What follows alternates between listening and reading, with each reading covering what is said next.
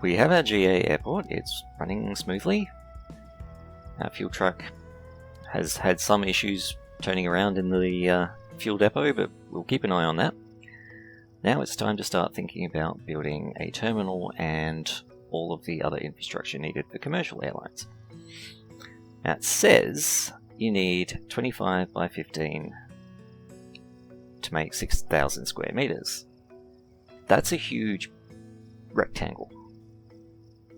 I'm actually curious to know if the game just cares about the 6,000 meters, or whether it does actually have to be that size and shape to satisfy the tutorial. So I'm going to find out, and this might take a little while, so we might skip forward in the video, but we'll see. Now that was interesting. If we go into the full tutorial, we've completed the small airfield.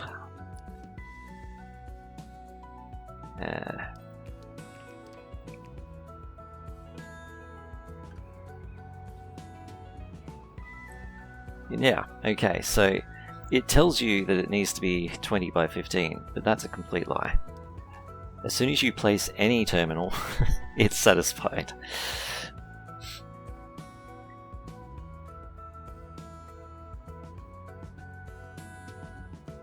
So the next thing we need, other than a building itself, is for a bus stop and a car drop-off point so that passengers can actually arrive. But not just passengers, staff. Staff cannot arrive until you have those things. It stands to reason that staff are not much use unless they're in your airport. There is one exception to this. There may be more than one exception to this. The one I know of is administrators. Administrators are able to work from home. I think the game's just a bit unaware of their existence and doesn't treat them properly, because there are some other problems with administrators as well. And this is what I was talking about in the last video. These contractors are stuck on the wall or inside the wall of this terminal because there are no doors right now. The same thing can happen with your fence line around the actual airport itself. So keep that in mind, folks. Right, so bus stop and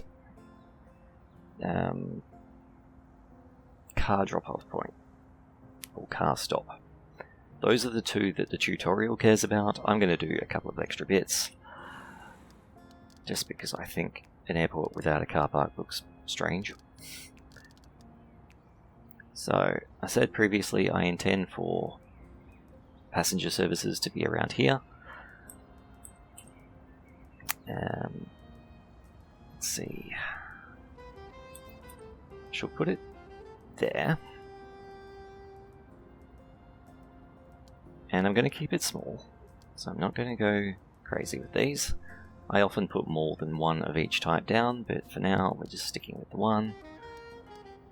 And parking lot.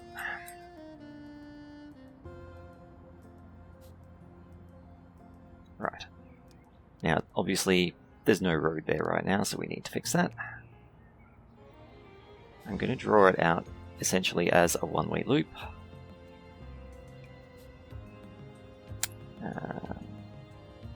Like so.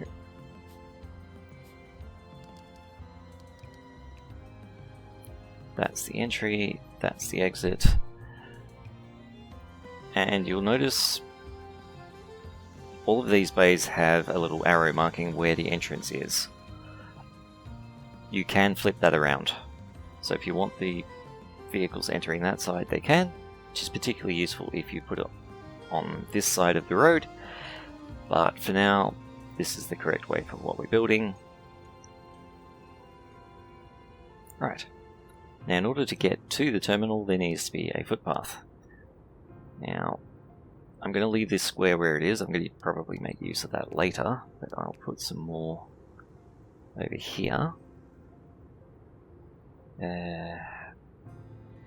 Yes, here.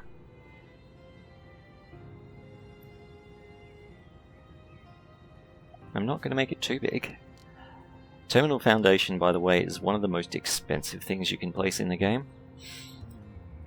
At least by size. Runways can get up to $1 million each, but Yeah, terminal foundation very quickly adds up. If I were to drag out like a runway length,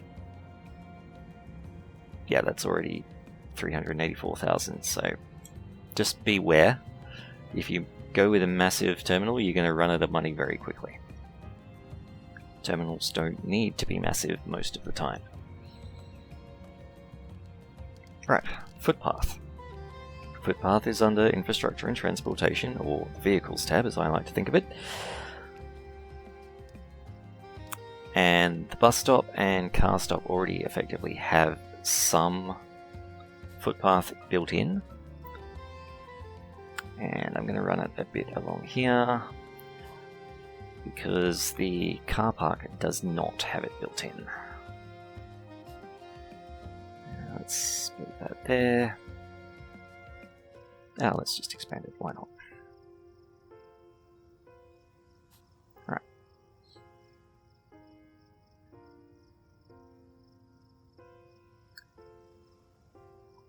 Okay, so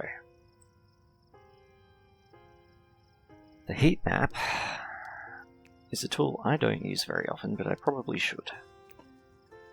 What it's showing me quite clearly is that there's no path between this footpath and the inside of this building, and that's of course because there's a wall in the way. So in order to fix that, we need to start putting doors in. Doors come in different sizes. I'm going to put a nice set of large entry doors at the front.